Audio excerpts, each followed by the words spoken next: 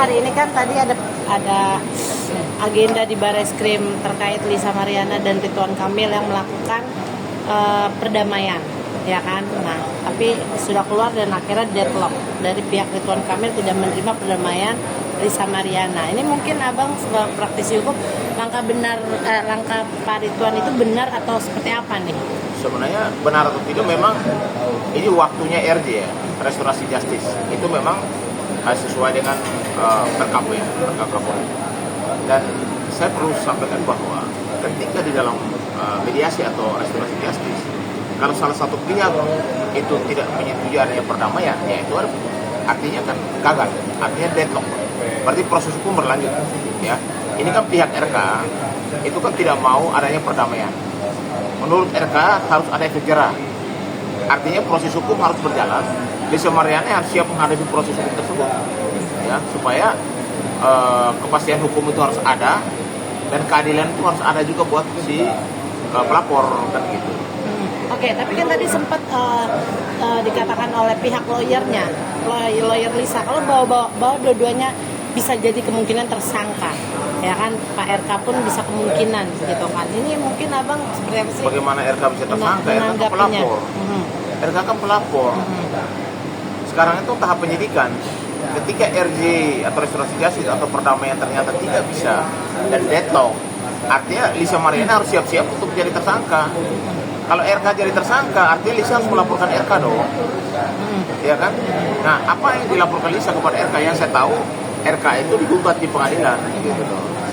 Dan yang perlu saya jelaskan lagi bahwa Lisa itu yang berkuar-kuar menyatakan itu tes DNA, ya kan? Faktanya anak dari Lisa Mariana tidak identik DNA-nya sama RK. Artinya bahwa secara medis itu bukan anaknya RK. Dan itu artinya bahwa Lisa melakukan pembohongan publik, pelanggaran undang-undang ITE udah. Bahkan pasal 310, 311, ya kan? Dilanjutkan lagi, ini bisa lari juga kasus penipuan gitu loh. Apalagi ada uang RK yang selama ini juga diluncurkan kepada Lisa, karena RK pikir itu adalah anak. Ternyata setelah tes DNA ternyata bukan anaknya RK, sehingga Lisa memang siap untuk menghadapi proses hukum. Kalau RK-nya mau berdamai, selesai urusan. Tapi kalau enggak, udah pasti Lisa akan menghadapi proses hukum. Menurut abang sebagai praktisi hukum, kesempatan Lisa untuk menang itu berapa persen? Kalau menurut saya, dari apa yang saya lihat laporan RK, saya yakin sekali bahwa Lisa akan jadi tersangka. Kemungkinan besar Lisa akan jadi tersangka karena apa yang disampaikan kepada publik tidak bisa dia buktikan bahwa itu adalah anak RK. Kan selama ini kan tidak benar tuh. Faktanya tes DNA tidak ada identik sama DNA-nya RK. Berarti apa? Berarti ada unsur pidananya di situ. Okay. Bang, tapi menariknya Bang, dari pihak Lisa sendiri kan mengatakan bahwa dia itu udah capek, tetapi ini tidak sinkron dengan kuasa hukumnya, begitu Bang. Lalu dari pihaknya Lisa tetap mau ada tes DNA second opinion gitu, tapi ditolak oleh Bareskrim dan pihak RK. Itu seperti apa mungkin Abang menanggapinya Bang? Kalau memang Lisa memang bisa mengakses lagi mungkin rumah sakit lagi untuk tes second opinion, itu hak dia. Tapi apakah disetujui oleh Bareskrim atau tidak? Karena menurut saya Bareskrim itu sudah mewakili semua. Karena kan waktu tes DNA di Bareskrim itu polisi tidak main-main. Karena ini kasus publik, ya, yang mana harus dipertanggungjawabkan. Dan ini kasus bukan kasus biasa, yang mana semua masyarakat Indonesia juga tahu. Sehingga hasil tes DNA di polisi menurut saya itu yang paling fix ya, yang paling benar.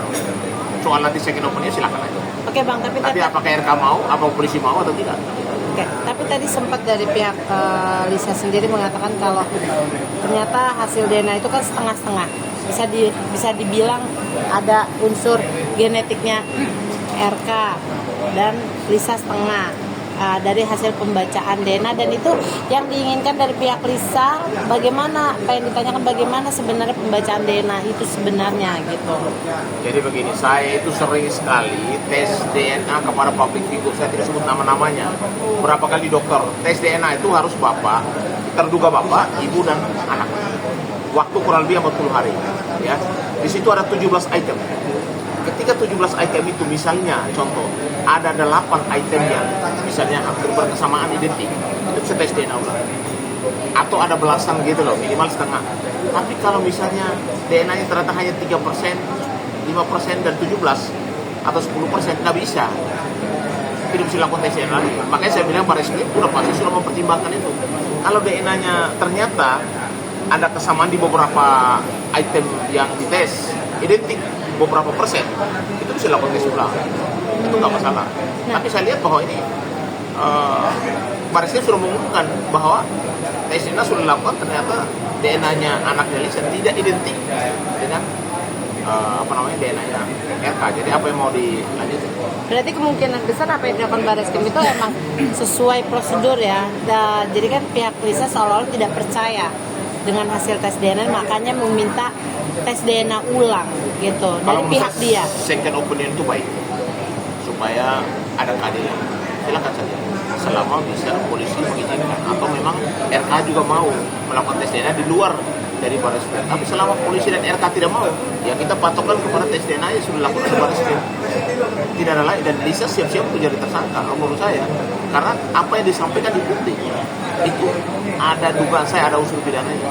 Sehingga RK menyatakan apa? Saya tidak mau damai, biarkan ada yang bicara.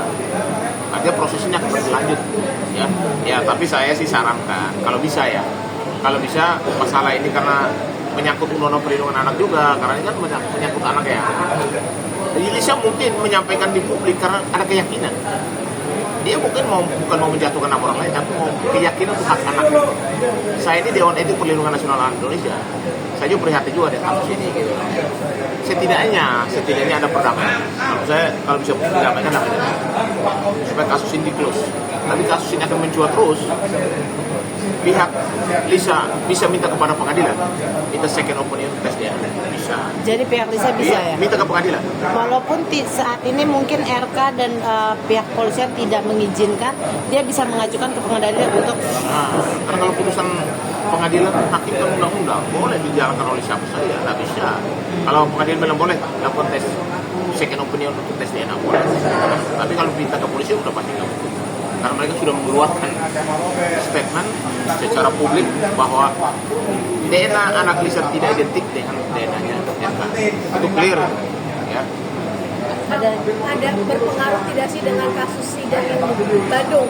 Karena kan ini satu sama lainnya berkaitan ya, tentang awal mulanya adalah soal anak gitu. Ada kaitannya nggak sih? Jadi begini, ini kan dalam kasus desainnya banyak laki-laki muncul mengaku bahwa itu anaknya kan.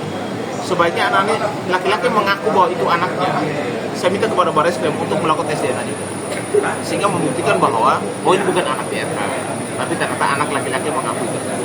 Tes DNA aja kalau menurut saya, daripada nanti harus ada second opinion, tapi ada laki-laki yang mengaku dan dites ternyata DNA-nya dintik dengan anaknya Lisa, selesai urusan.